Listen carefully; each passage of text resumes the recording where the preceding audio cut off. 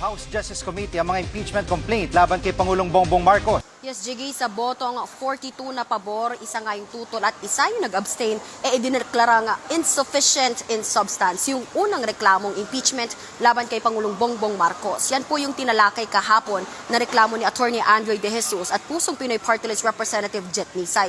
Samantala, yung madugong pinagdebatihan ngayong araw ay yung reklamo ng Grupong Bayan at Makabayan Bloc. Natalo yung mosyong ideklara itong sufficient in substance sa botong 7 na pabor at 39 na tutol. Dismayado yung Grupong Makabayan Bloc sa kinalabasan nga ng botohan. Tila nag-abogado umano para sa Pangulo yung mga kapwa nila kongresista. Narito ang pahayag ni ACT Teachers Party List Representative Antonio Timio.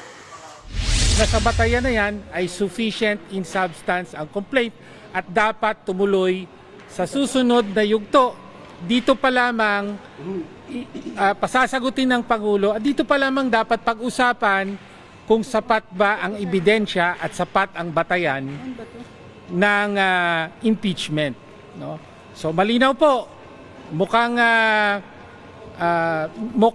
desidido talaga ang komite na patayin na sa yugtong ito pa lamang ang complaint. Pinagbigay alam na nga kay Pangulong Bongbong Marcos yung naging resulta nitong botohan tungkol doon sa kung sufficient nga ba in substance etong dalawang impeachment cases na isinampa laban kay Pangulong Bongbong Marcos. Ang sabi ni Palace Press Officer Undersecretary Claire Castro, natuwa ang Pangulo dahil sa development na ito at sa naging boto ng mga mababatas dito sa impeachment complaint laban sa kanya.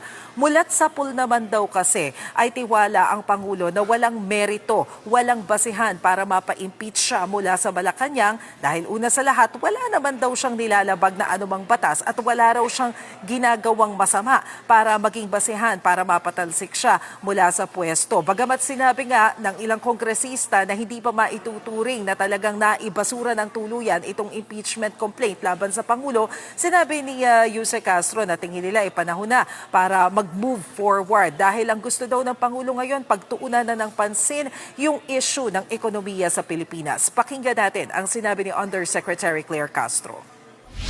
So maraming salamat po dyan at sa ngayon po, tutok po ang Pangulo sa pag-angat ng ekonomiya ng bansa. Kaya sabi po niya, let's move forward.